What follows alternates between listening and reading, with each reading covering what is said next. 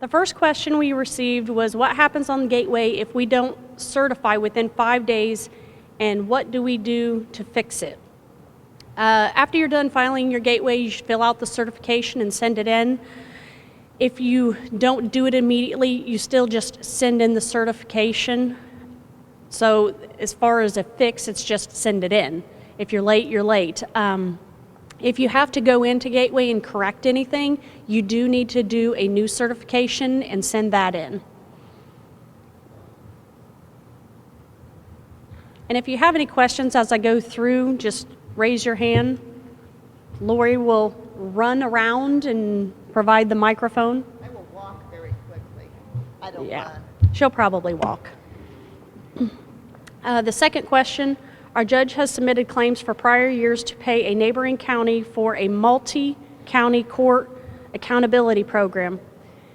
Can we make those payments in the current year? Yes, you can still make those payments as long as they're valid claims. You have adequate supporting documentation. There really should be, for this type of thing, depending on how the program's operating, you really should have an interlocal agreement in place, and then you would pay according to that interlocal agreement. Without the interlocal agreement, it's kind of difficult to tell whether there was a time frame for submitting those. It also makes it difficult when you get outside of a budget year, and now you're talking about claims from last year or the previous year that maybe you had not anticipated or budgeted. So making sure that those considerations are made. Question 3, what fund numbers should be used for the Community Corrections Grant? For the grant funds themselves, which should just be the one unless you do the Cume Bridge, those would be in the 9,000 series.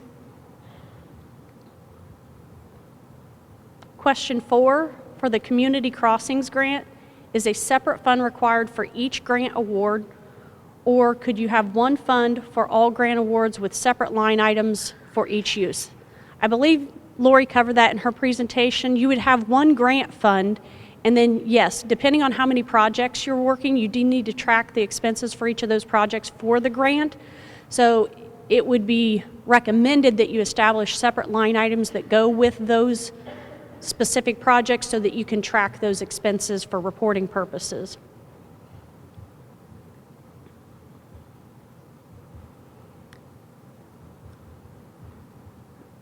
There were actually 2 questions that were very similar, so I'll read both of the questions and then they basically have the same answer. One of the questions was, is an appointed airport authority board required to complete the internal control training? The second question was, are the county council and county commissioners required to view the internal controls video on the State Board of Accounts website? Again, the county's responsible for making sure that people that need to be trained on internal controls are trained.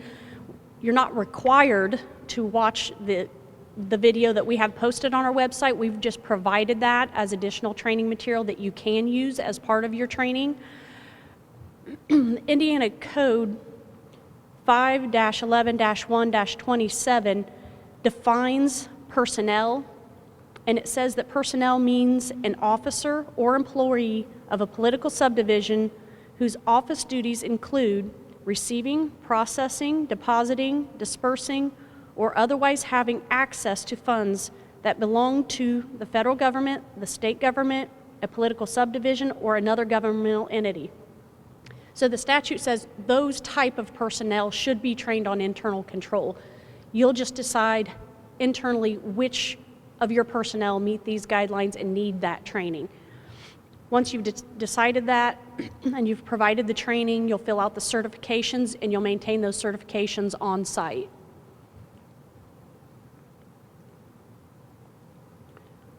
Question 7, on the salary ordinance, we list the wages per position with the biweekly pay. Does this mean the pay can be up to the ordinance amount, or is it the exact amount? It's very difficult for us to answer questions on salary ordinances because without actually seeing what the salary ordinance says, the wording that's used, the effective dates, or any of that type of stuff, the only thing we can say is you need to pay based on what the ordinance says. Sometimes the ordinance may give a range of salaries. It may say they are to be paid this amount biweekly. If that's what it says, then that's what you pay.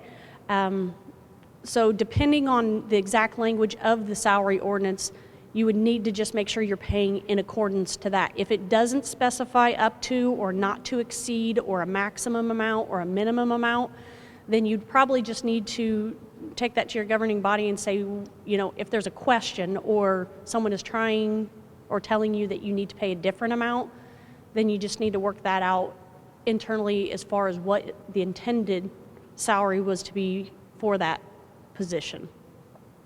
But as far as an audit perspective, we're going to pull that salary ordinance and we're going to see that you're paying in accordance with what it actually says.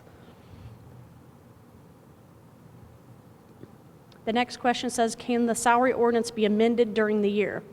Yes, you can amend your salary ordinance for your employees except elected officials. Elected officials cannot have their salaries changed during the year in which it is fixed for. So anyone else in that salary ordinance, salaried, hourly, they can amend that during the year. The one thing about amending a salary ordinance is that it does need to be specific on when that takes effect, whether it's a retro, whether it needs to state that effective date so that you can apply that new salary properly.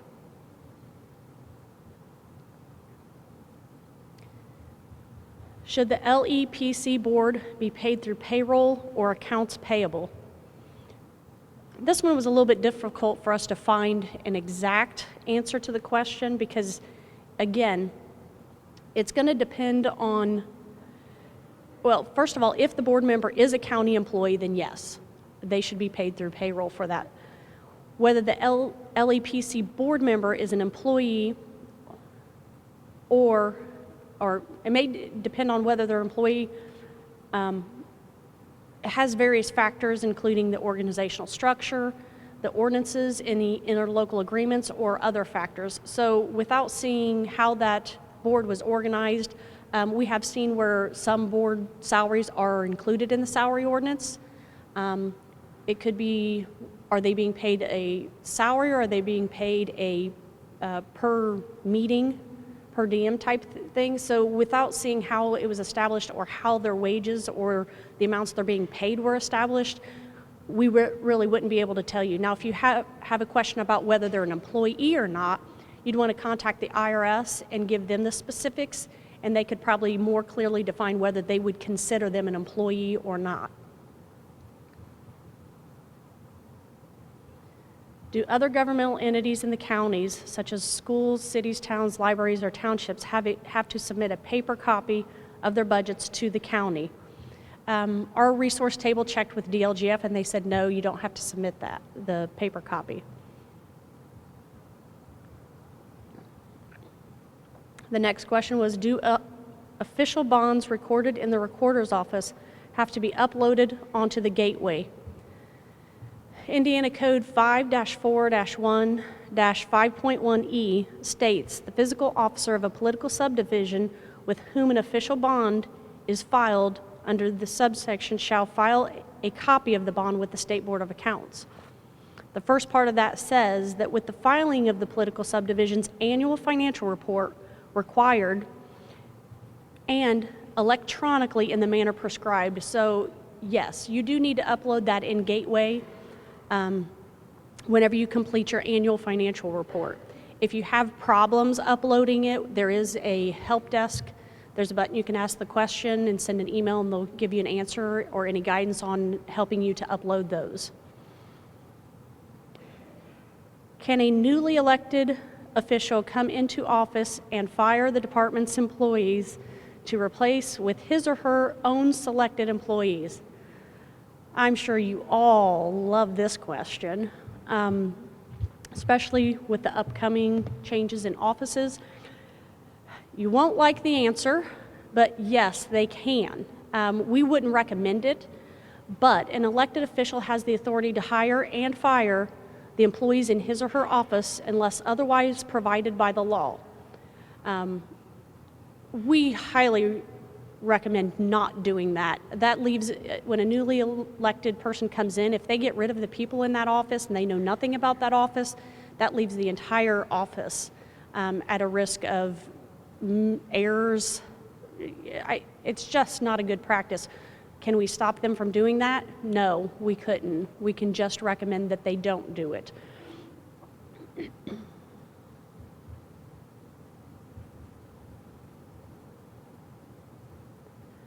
One of the questions was, could we supply us with a sample letter for the E1 that we need to send to the recipient? We don't have a sample letter available. The letter would simply need to inform the recipient of their not-for-profit had received funding from the county and is now required to file an E1 with the State Board of Accounts. The letter could also refer the recipient to the State Board of Accounts website for additional information on the E1s. So basically, there's no standard format for communicating this information, but anytime you provide funding to a not-for-profit, you need to make sure that you're communicating to them that they have the responsibility, since they received this type of funding, to go and file an annual E1 report. But if they have questions about the E1 or they're not sure that they need to do that, just refer them to our office and let them know that they can contact us. You can include that in your communication as well, but just the responsibility that they need to file that E1 and the amount of the funding and the type is one of the things that need to be communicated to them. So that brings me halfway through the questions. Before I hand it over to Lori, are there any questions about? Of course, Jane has a question.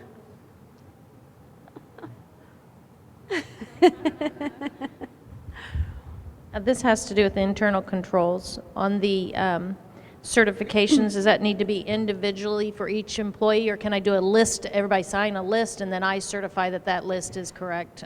We've provided a sample form on the website. It doesn't indicate, it just says that you have to certify that they were trained properly. So the certification that we've provided on the website, it's just an example, and it's just to get people started so that they have something to go with. So as long as it basically has that same information on it, I don't know that it prescribes whether it could be a certified list or certified individual, but it does need to include the employees' names that are being certified. Okay. And also, if they decide the commissioners and the council needs to be at that training, can they all be at the same training, or do we need to split it up? Yes, the training also is up to you. You don't even have to use our video if you don't want it. It's a good starting point. You could decide that that's not enough, that you need to provide additional training for your employees. Each of the different offices or departments may need different types of training if you decide it. But the type of training is decided at the county level, the amount of training. We have just kind of provided that to get people started, and if that's all you want to do and that's all you think they need, you can do that. Now, I do believe the certification asks you to describe the type of training that you've provided. So if you used our sample certification, it would say that they did the webinar on our website or something to that effect. I guess what I meant or my question was, if I have all 7 council members at the same training, is that okay, because it's a training? Yes. Okay, I mean, being in the same room and all 7 Oh, of you them could together, train them you see what all I'm as saying? one Okay. big group if you wanted to. You just need to describe the training, how many hours or whatever of training that they did, and then the list of the names. The one thing I would say about the training is, if you get new employees and they're that type of personnel, they will need to be trained. So this is not just a one and done type of thing. And we also recommend that you do updated training periodically. So we're not going to tell you how often you need to do that, but if things change in your organization and you think that, or maybe they're not working, the controls aren't working very well, or people aren't getting it, and you decide that they need more training or they need an update on the training, then you need to do that. And if you do additional training, you would do a new certification and with new dates and all of that type of stuff. Part of her question was, you've got all 7 council members in the room. is that a public meeting? Oh, I did not And hear it- that part. Yes, so if it's just training, they cannot discuss business, they Yeah, can't do anything yes. else. It would just be the training. Yes, if it's- Otherwise, it could be. I mean, you've got them all in Yes. the same room, so if they start meandering into other topics, you could be in trouble. You have to cut them off. You tell them, shh. Yeah. Yeah, so, yeah. Are there any other questions for me?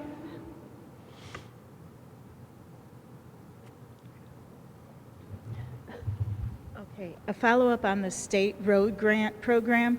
Will the State Board of Accounts be giving us the grant fund number or just set it up ourselves? We don't prescribe the grant fund numbers.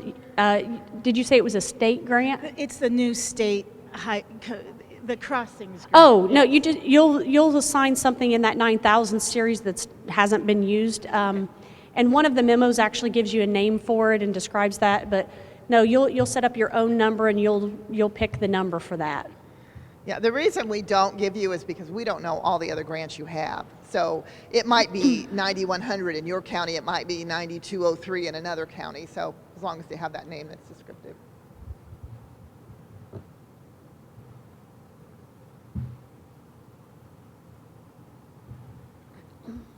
I guess in thinking about the internal controls and who should be showed, well, we're using your video, so a question was asked about individuals who purchase things on credit cards. Would they be required to view the internal control policy in that way?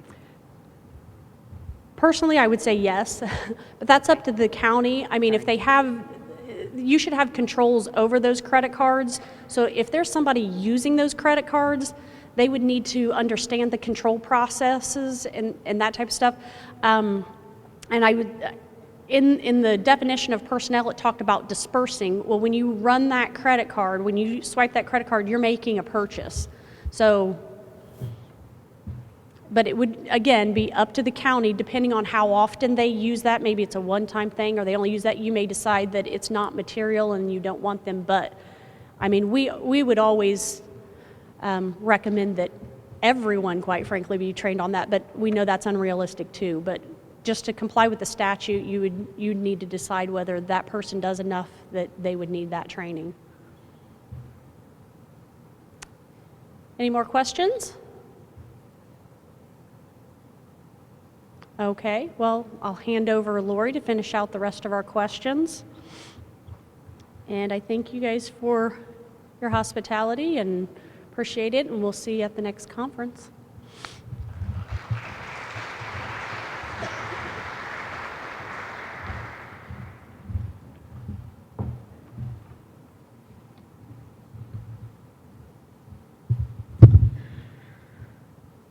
Okay, the next question. How can I tell if money we receive from the prosecutor or state is a federal asset forfeiture or state or local asset forfeiture, since we are required to report the federal forfeiture money on the schedule of federal financial assistance?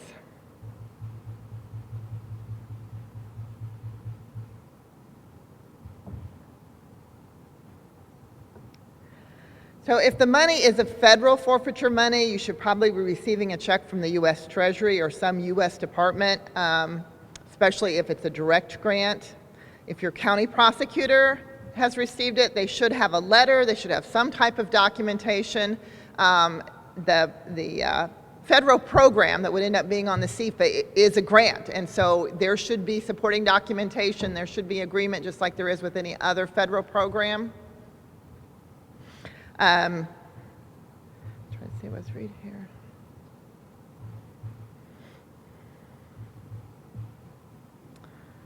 Our resource table did find some information from the Guide to Equitable Sharing for State and Local Law Enforcement Agencies. Any state or local law enforcement agency that directly participates in an investigation or prosecution that results in a federal forfeiture may request an equitable share of the net proceeds of the forfeiture. So there's a request, there's some documentation right there. Department of Justice policy requires shared amounts and property to be used for law enforcement purposes. Sharing will be withheld from any state or local law enforcement agency where the state or local law, regulation, or policy requires federal equitable sharing funds to be transferred to non-law enforcement agencies or expended for non-law enforcement purposes. No sharing request or recommendation, including shares negotiated in a task force or other agreement, is final and until approved by the federal deciding authority. So there's more documentation. After the seizure in a joint investigation or adoption in an adoptive case, a state or local agency may request a share of the property by submitting a Form DAG-71, Application for Transfer of Federally Forfeited Property, to the federal seizing agency. A separate Form DAG-71 must be completed for each asset to be shared. So for the federal, there's going to be a lot of documentation. You may not have seen it, but it's out there. So if they're telling you that's what it is, they should be able to supply that information. And in a similar question, for seized money, prosecutor's department uses for dining out, leather couch for office, etc. I feel the seized money should be used for all departments' needs, not just prosecutors. Again, this money is controlled. If it's federal, and we just went through all of that, if it's returned by a court, it's usually a direct cost for police expenses. Anything above that goes to the state for, I think, the Common School Fund. Most of the time, it doesn't get beyond what is seized, doesn't get beyond the police enforcement expenses. That money, if it's state, should be returned to the general fund or whatever fund paid those original law enforcement expenses.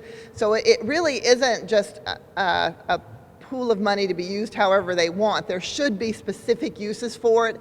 I've not seen anything that says it's not either as the federal for law enforcement purposes or for the state a reimbursement of law enforcement expenses.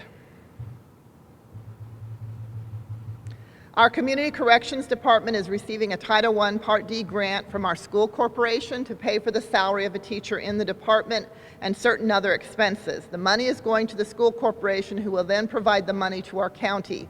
Do we need to establish a separate fund for this money? Title I Part D is a federal program. If the Community Corrections in the county is a subrecipient of the school, who is a subrecipient of the state, who is receiving that money from the federal government, that has to be tracked separately in a federal grant fund with the CFDA number, and the school should have provided that information to Department of Corrections, if not directly to you. There is an issue if it's not being seen as a grant, and we don't know based on this. It's possible that it is just a payment, a reimbursement of the teacher's expenses. So they may not view it as a grant. If there's not a grant agreement and it's a reimbursement of the expenses for the teacher as like a vendor payment, then again, it's going to go into whatever fund paid those expenses to reimburse that cost. So you need to find out from the school exactly, is this a grant agreement? And if it is, there should be a grant agreement to support what you do with the money. Or is it they're turning in what the salary was and the benefits for the teacher, and they're just getting that reimbursed cost? So again, you got to go back to the school and do a little, or have Department of Corrections project leader go back to the school and get some information from them if they don't already have it. You did not plug me in? Okay. I need a plug-in or we're going to go down before I can finish reading these. What, if any, claims don't have to be approved by the county commissioners? Examples: education plates, law enforcement continuing education, bid deposit refunds, sewer liens. If you go to your auditor's manual in Chapter 7, starting on page 4, it addresses claims which do not require approval of the county commissioners. So there's several within that. A big one that often run into is the courts. If the judges have the authority to approve their own claims, they do not have to be approved by the commissioners. If they do that, they have to be advertised, and they have to actually be doing that. A lot of courts just defer back to the county and run it through the proper claims process. In that case, the commissioners do have to approve that. It's right. It was right here. Oh, there it is. Nope, maybe it's gone. Well, I'm going to read fast. We apparently don't have a power plug in, so. Okay.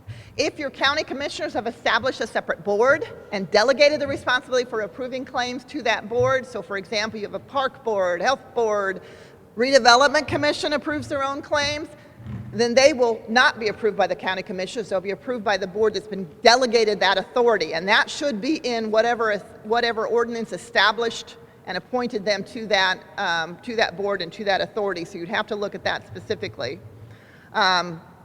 When you are dispersing, so for example, your sewer liens, if you are collecting sewer liens as part of your property taxes, you are dispersing that as an agent for that city. You do not need, that's not county money going out. You don't need your commissioner's approval to send your sewer liens out, to settle your property taxes, to remit your local income tax. Those are all, you are the agent for that, and in doing that, you need your commissioners when you're dispersing county money.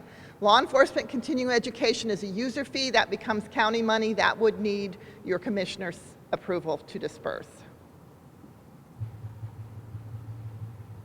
If the commissioners put some of its seeded money in the rainy day fund, can that then be used for a future community crossings grant if offered again? If so, and the grant does not come back around as an option, does that mean the council could keep the donation potentially? Not really a donation. Currently, the seeded statute allows a transfer of seeded money to any other fund in the county. That authority to transfer money to other funds ends the end of this year. So if you read that statute, it says this is only effective through 12/31/17, so you need to keep that in mind. But if you do it this year, then it's properly transferred, not donated, transferred to the rainy day, and it becomes part of the rainy day fund. So you need to make that consideration when you're thinking about, or your council needs to make that consideration when you're thinking about that transfer. Once it's in the rainy day fund, it can be spent for anything that the rainy day ordinance allows the rainy day fund to be spent on.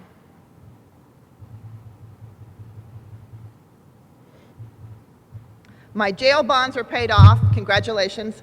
What can I do with amounts remaining on the debt service fund and tax distributions yet to be received for the debt service fund? The first specific statute is Indiana Code 5-1-13-2, provides that when bonds have been issued for any lawful purpose and the purpose for which the debt was incurred has been accomplished or abandoned, the surplus or balance in such bond fund shall be transferred to the bond and interest redemption fund by the disbursing officer upon order of the legislative body. The funds so transferred are to be used for any payment of interest-bearing indebtedness. So if you have other debt, you're going to move it over there to pay on that debt. There is also Indiana Code 36-1-8-5, and this is on dormant funds. All funds raised by a general or special tax levy or on the taxable property of a political subdivision, whenever the purposes of the tax levy have been fulfilled and an unused and unencumbered balance remains in the fund, the fiscal body of the political subdivision shall order the balance of the fund to be transferred as follows, unless a statute provides that it be transferred otherwise. Funds of a county to the general fund or rainy day fund of the county has provided in section 5.1 of this chapter. So if you have other debt funds, it should go to that. If you don't, then you're going to transfer it to rainy day or general fund. We want to use money from our Riverboat Revenue Sharing Fund to cover a shortfall in the county health department. Must we appropriate and spend the funds from the Riverboat Fund, or can we transfer funds to the health fund? Our audit position has been and remains, transfers out of a fund are not proper unless specifically authorized by statute. The statute for Riverboat, Indiana Code 4-33-13-5F, and I'm not going to read it to you, but it does not have any authority to transfer money. Like we just talked about, CDIT has a specific authority to transfer money. That one ends this year, but it specifically says when it can. Riverboat does not, so it should be spent from the Riverboat Fund.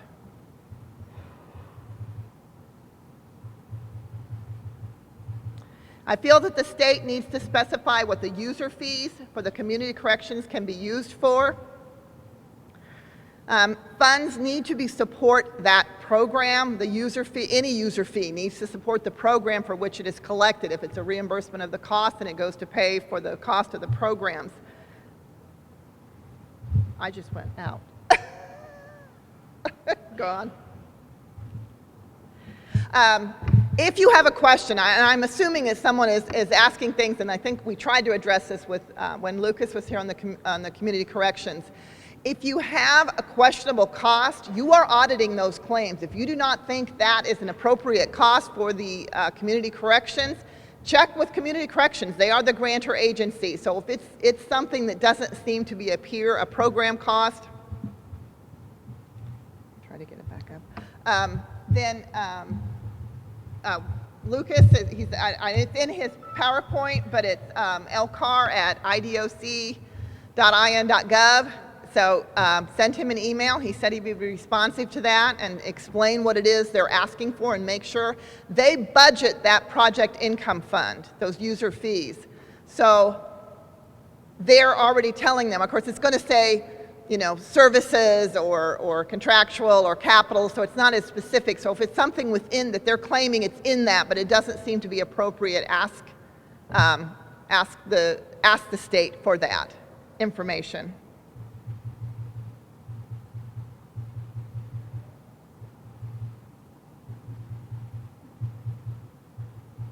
Are there any counties claiming indirect costs for federal grants? Yes, there are.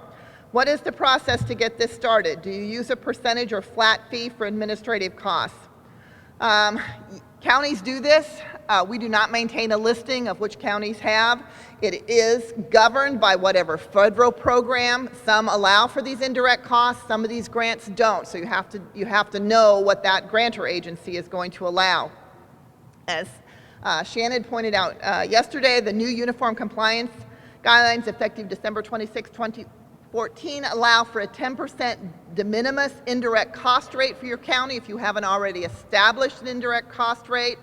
And cost rate is where you calculate your actual overhead costs. It's not just grabbing an amount out of the air. You have to be able to support it. But if your county has not done that, then the 10% de minimis is now an allowable rate to be used. But again, it depends on the grant you're receiving whether that indirect cost is an allowable program cost. And it will be in the grant agreement. So you need to make sure that your department heads, whoever is asking for these grants, have them ask. The worst they can do is say no. And if it is something that the federal government will allow, you can build it into the grant agreement, and then you've got your indirect costs that can come back to the county for that.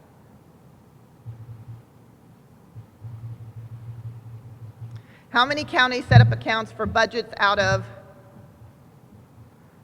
60,000? I don't know what 60,000 is. Or do they pay them out of 30,000? I'm assuming this is a object code for your expenditures. We don't really audit at that level. But expenditures for bridge construction, repairs, and maintenance should be paid from services and charges or capital outlay, depending on what you're doing. I don't know what the 60,000 is. Can probation user fees be used to pay salaries and wages of these funds? Yes, salaries can be paid out of the probation user fees. Those fees are put in either the Supplemental Adult Probation Services Fund, the Supplemental Juvenile Probation Services Fund. The administrative fees are put into the Adult Probation Administrative or Juvenile Probation Administrative funds. All of these funds do allow a supplement salaries and wages for probation officers. There is, in the April 2012 County Bulletin, starting on page 5, some additional information on those funds. It's several pages, so you might want to go and look at that. In 2013, that was before Shannon's and my time, at the Spring Auditors Conference, it was stated that a meeting that was videotaped by local government channel would suffice as meeting minutes as long as a link was put on the county's website. Does this still hold true? Wrote to the Indiana Public Access Counselor's Office regarding this question and received no answer. Sometimes our meetings go for hours and transcription can cause errors. Please advise. First of all, if you wrote to them and they didn't answer, they're usually pretty responsive. If you go to their website, you can email them directly and they might respond to that better than a letter. You can call them and get an informal opinion on that specifically. We were not here, so I don't know who said this in the past. Our position is still be the statute. Indiana Code 5-14-1.5-4 talks about keeping minutes or memoranda during the meeting, that it includes the date, time, and place, the members of the governing body recorded as either present or absent, the general substance of all matters proposed, discussed, or decided, a record of all votes taken by individual members if there is a roll call, any additional information required under Section 3.5 or 3.6 of this chapter, or any other statute that authorizes the governing body to conduct a meeting using electronic means of communication. Those memoranda are to be available within a reasonable period of time after the meeting for the purpose of informing the public of the governing body's proceedings. The minutes, if any, are to be open for public inspection and copying. So it does not have to be an entire transcription of the 5-hour meeting. It needs to be a summary of official action taken during that, who was present, when, where the meeting took place. Even if the video were determined to be an acceptable form of minutes, it would not be proper for minutes to be maintained by a third party. Minutes are a permanent record of the county. They must be in the custody of the county. So a link to a local access channel would not sufficiently ensure the primacy of that record.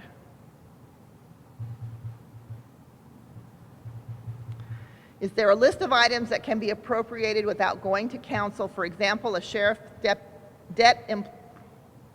department employee purchases an item and it is returned. Can it be put back into a line item?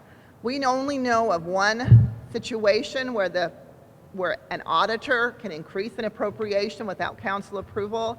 That is when you receive an insurance settlement for damage to a county-owned asset.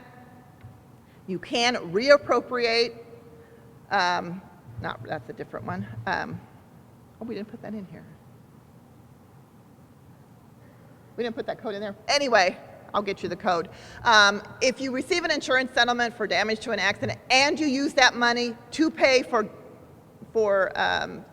the repairs or replacement of that asset, you can take that insurance settlement and put it back into that line and appropriate that back up. That is the only time that you are allowed to. Any other thing, if you have money that comes in as a reimbursement of cost, or you overpaid and the money comes back, Indiana Code 6-1.1-18-9 says reappropriations from erroneous or excessive disbursements, refunds without appropriation, states notwithstanding other provisions of this chapter, the proper officer or officers of the political subdivision may reappropriate money recovered from erroneous or excessive disbursements, so you have to reappropriate it if the error and recovery are made within the current budget year, or refund without, that's sending it out. Refund without appropriation money erroneously received. You don't have an appropriation to refund money, you do have to reappropriate refunds you receive. Does that make sense? I hope.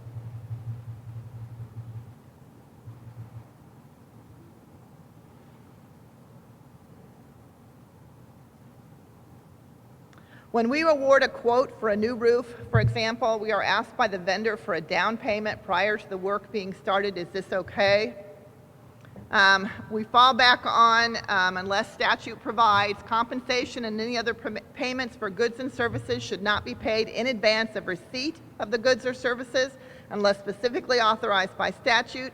Payments made for the goods or services which are not received may be the personal obligation of the responsible official or employee. We looked at the public works statute for quotes. There's nothing in the statute that allows you to put a deposit down. So we would say no, it is not okay. That would not probably be a responsible bid if they required money up front before they could start the job.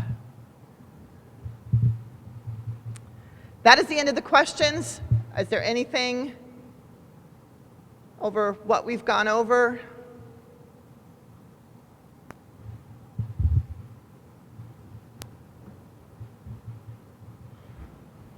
In one of my audits, they had me start doing a prepaid docket. So now everything from the last check of one commissioner meeting to the first check of the next commissioner docket has to go on something called a prepaid. and the commissioners okay the prepaid and the commissioners. And they aren't really saying you can't do it because it's already done. They just wanted the commissioners to be aware of what all we were writing out, like insurance and education plate and all that. So the commissioners see every check that goes out in one way or another. If you have an ordinance that sets out specific things that can be paid prior to approval of the commissioners in your ordinance, then that's okay. And then they approve it at the next board meeting. They're still approving it, but they're just approving it after it's actually been paid. But that needs to be specified in your ordinance, which ones are allowed to do that. Does that make sense?